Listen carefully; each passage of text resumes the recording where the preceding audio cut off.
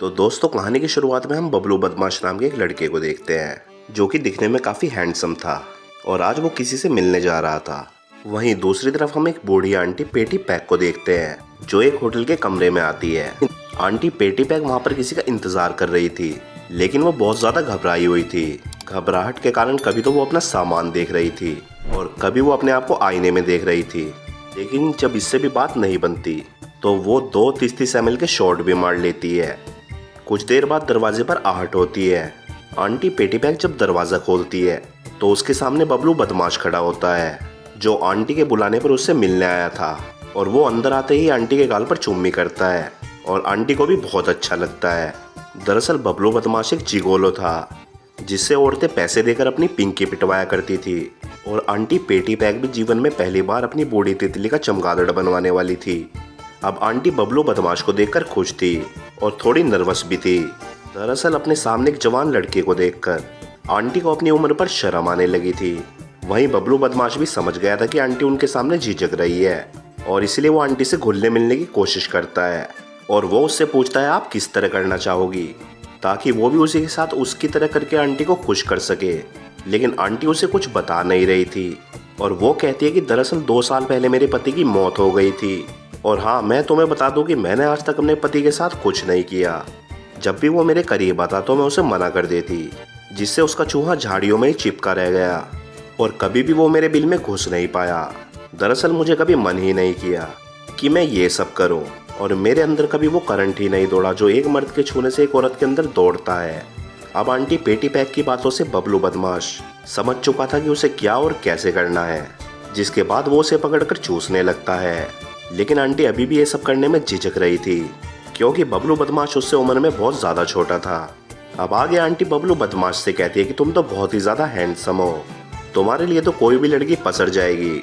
तब बबलू बदमाश हंसते हुए उससे पूछता है कि आप क्या करती हो, तो वो उस पर कहती है मैं एक प्रोफेसर हूँ और मेरे 2 बच्चे हैं जिन्हें मैंने अनाथ आश्रम से अडॉप्ट किया था, लेकिन वो साले दोनों ही मुझे पसंद नहीं करते। अब कुछ देर तक ऐसे ही बातें करने के बाद बबलू बदमाश उसको फिर से चूसने लगता है, जिसके बाद आगे का काम करने के लिए वो उसे बेड की तरफ ले जाने लगता है। वहीं आंटी उससे अभी भी बातें करना चाहती थी, लेकिन बबलू बदमाश उसकी बंजर जमीन को गीला करने के लिए उसमें उंगली करने लगता है। और इससे पहले कि वो और आगे बढ़ता तो आंटी उससे कहती है कि तुम ज़्यादा से ज़्यादा कितनी औरतों की पिंकी पिटवा चुके हो। इस पर वो कहता है कि मैं 82 साल की औरत का भी तबला बजा चुका हूँ।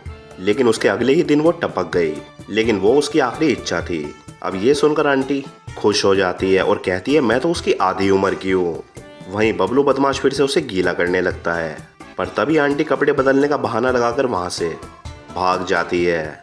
दरअसल वो अभी भी झिझक रही थी, जिसके बाद वो बाथरूम में जाकर कपड़े बदलने लगती है और उसने आज के खास दिन के लिए एक नई ड्रेस खरीदी थी। अब वो ड्रेस तो पहन लेती है, लेकिन वो बहुत ही ज़्यादा घबराई हुई लग रही थी। वहीं बाहर बबलू बदमाश पूरी तैयारी के साथ होता है, लेकिन आंटी तो अभी भी बाथरूम में ही थी।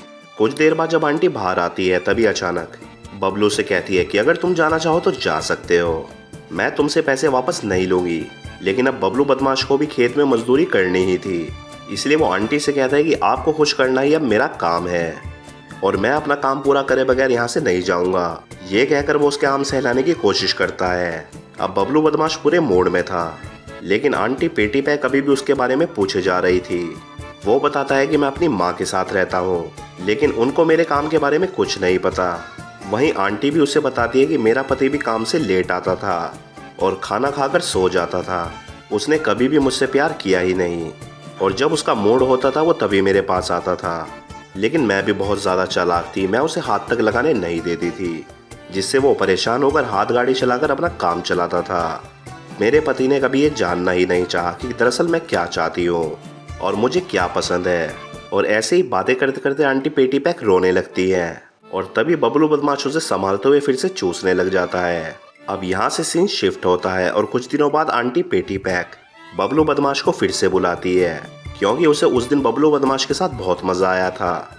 हालांकि उस दिन उन दोनों के बीच कुछ हुआ नहीं था, लेकिन बबलू बदमाश से बातें करके उसे अपना सा फील लगा था कि कोई तो है जो उसकी परेशानियां सुन रहा है। आगे आंटी उसे एक लिस्ट निकाल कर देती है जिसमें वो सब कुछ लिखा था जो वो हमेशा से करना चाहती थी। वो बबलू बदमाश को वो लिस्ट पढ़कर सुनाती है ताकि वो इन सभी चीज़ों को पूरा करने में वो उसकी मदद कर सके। जिसके बाद वो बबलू बदमाश को बिस्तर पर बैठाकर उसकी बेल्ट खोलने लगती है। और वहीं बबलू अभी गर्म होना शुरू ही हुआ था कि तभी आंटी का फ़ोन बजने लगता है। फ़ोन पर उसकी बेटी थी, वहीं आंटी उससे बात करने में बिजी थी, जबकि बबलू बदमाश वहाँ खुद से उसको शीशे में देख रहा था। यहाँ पर उसको देखकर हमें पता चलता है कि ये काम उसे बिल्कुल पसंद नहीं, लेकिन पैसों की तंगी की वजह से उसे ये काम करना पड़ रहा था। वहीं आंटी जल्दी से बात खत्म कर वापस आ जाती है और बबलू बदमाश देखता है आंटी थोड़ी परेशान लग रही थी, इसलिए वो अपने फ़ोन पर म्यूजिक बजाकर नाचने लगता है, क्योंकि पिछली बार आंटी ने उसे बताया था कि उसे डांस करना पसंद है, लेकिन उसके पति ने कभी भी उसके साथ डांस नहीं किया और इसलिए बबलू बदमाश उसके साथ डांस करने लगता है, जो आंटी पेटी बैग को भी काफ़ी अच्छा लगने लगता है। और आज आंटी ने पहली बार किसी के साथ डांस किया था, जिसके बाद वो दोनों खूब मस्ती करते हैं। फिर मस्ती करने के बाद आंटी फिर से बबलू से बातें करने लगती है।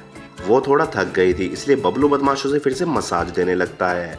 वो उसे कहता है कि आपको मुझे लंबे समय के लिए बुक कर लेना चाहिए, शायद मेरे साथ रहकर आपका अकेलापन भी दूर हो जाए।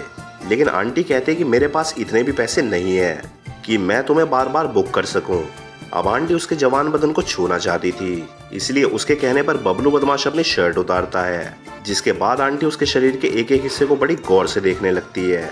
आगे बबलू बदमाश भी उसके कपड़े उतारने लगता है, लेकिन तभी अब उसके मुरझाए हुए आम को देखकर आंटी कहने लगती है, मुझे मेरा शरीर बिल्कुल भी पसंद नहीं, अब मैं बूढ़ी हो चुकी हूँ और मेरी जवानी तो कब की ढल चुकी है। ये सुनकर बबलू बदमाश कहता है, ऐसा कुछ नहीं है, मेरी नज़र में तो तुम अभी भी बहुत खूबसूरत हो और तुम्हें भी अपने आप से प्यार करना चाहिए। और आगे माहौल बनाने के लिए वो दोनों दारू पीने लगते हैं और काफ़ी देर तक एक दूसरे से बातें करने लगते हैं। बातें करने के बाद बबलू बदमाश आंटी से कहता है, लो अब अपने मुंह का कमाल दिखाओ। अब आंटी कोशिश तो बहुत करती है, लेकिन वो कर नहीं पा रही थी। तभी बबलू उसे देखकर कहता है, तुम्हें ये सब करने से ज़्यादा शायद बातें करना पसंद है। इसके बाद वो दोनों फिर से बातें करने लगते हैं। आगे बबलू बदमाश उसे अपने काम के बारे में बताता है और वो उसे कहता है कि मैं कई औरतों की काफ़ी अजीब अजीब इच्छाएं पूरी कर चुका हूँ, जैसे कि कोई मेरी मलाई खाना चाहती थी और कोई चाहती थी मैं उसके फव्वारे में नहाऊं। तभी आंटी भी उसे अपनी इच्छाओं के बारे में बताने लगती है। वो कहती है कि मुझे भी किसी के फव्वारे में नहाना था, लेकिन मेरे पति का तो फव्वारा निकलता ही नहीं था।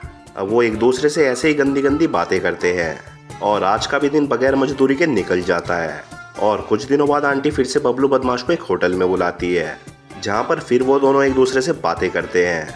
आंटी उससे कहती है कि तुम्हें अपने काम के बारे में अपनी माँ को बता देना चाहिए, और वो कहता है कि मैं अपनी माँ को क्या बोलूँ कि मैं औरतों को अपनी मलाई चटवाता हूँ। लेकिन आंटी बबलू बदमाश की पर्सनल लाइफ में काफ़ी इंटरेस्ट लेने लगी थी, इसलिए वो उससे कहती है कि मुझे पता है तुम्हारा असली नाम क्या है, तुम्हारा नाम बबलू बदमाश नहीं बल्कि टीनू है। दरअसल जब मैंने तुम्हें पहली बार बुक किया था तभी मैंने तुम्हारे बारे में सब कुछ पहले ही पता कर लिया था और तुम्हारा नाम पढ़ते ही मैं तुमसे काफ़ी इम्प्रेस हो गई थी। अब ये सुनकर बबलू बदमाश काफ़ी नाराज़ हो जाता है, क्योंकि ये बिल्कुल नहीं चाहता कि कोई भी उसकी पर्सनल लाइफ के बारे में जाने और ना ही कोई उसके जीवन के बारे में दखल अंदाजी करे। और इस पर वो गुस्सा हो जाता है और वहाँ से जाने लगता है।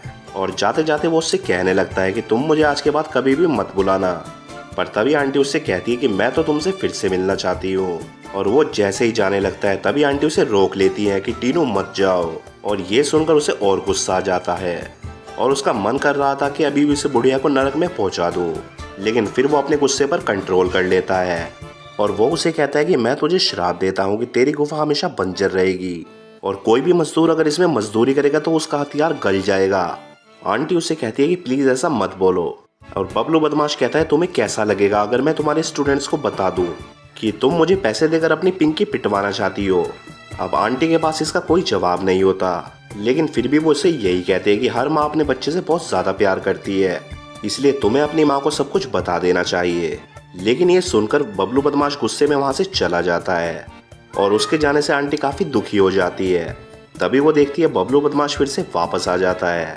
दरअसल वो यहाँ पर अपना फ़ोन भूल गया था और इसीलिए फिर से वो वापस आया था और वो फ़ोन ढूंढने के बहाने और चीज़ों को इधर उधर फेंकने लगता है और ये जताता है कि वो आंटी को अपना गुस्सा दिखा रहा है। और वो रोते रोते आंटी को बताता है जब मैं 16 साल का था तब मेरी माँ ने मुझे घर से निकाल दिया था और वो मेरे से बिल्कुल भी प्यार नहीं करती, उस औरत के लिए तो मैं कब का मर चुका हूँ। और ये कहकर वो फिर से अपना फ़ोन ढूंढने लगता है और जल्दी ही उसे उसका फ़ोन मिल जाता है और आगे वो आंटी से कहता है मैं जल्दी आपके पैसे वापस कर दूंगा ये कहकर वो वहाँ से चला जाता है। अब ऐसे ही कुछ दिन बीत जाते हैं और एक दिन आंटी जब पेटी पैक होटल में बैठी थी तभी बबलू बदमाश वहाँ से उससे मिलने आता है। दरअसल आंटी के बार बार गिड़गिड़ाने पर वो उससे मिलने के लिए आया था। अब आंटी सबसे पहले तो उस दिन के बर्ताव के लिए उससे माफ़ी मांगती है और फिर यहाँ पर आने के लिए उसका धन्यवाद करती है। और तभी बबलू बदमाश उससे कहता है कि मैंने अपनी माँ को सब कुछ बता दिया है कि मैं क्या करता हूँ और उन्हें मेरे काम से कोई भी फ़र्क नहीं पड़ता। और ये सुनकर आंटी भी खुश हो जाती है और वो बबलू बदमाश को बताती है, मुझे तुम्हारे साथ बहुत मज़ा आया था और तुमने मेरे लिए वो सब कुछ किया जो मेरा पति मेरे लिए कभी भी नहीं करता। फिर कुछ देर तक बातें करने के बाद वो दोनों होटल के कमरे में जाते हैं, जिसके बाद बबलू बदमाश उसके खेत में बहुत ही ज़ोर से मजदूरी करने लगता है और वो उससे इस मजदूरी के पैसे भी नहीं लेता और आंटी उसकी मेहनत के लिए उसे धन्यवाद करती है। उसके बाद बबलू बदमाश वहाँ से अपना सामान उठाकर वहाँ से चला जाता है और अब आंटी भी बहुत खुश थी क्योंकि वो अब पेटी पैक नहीं रही थी।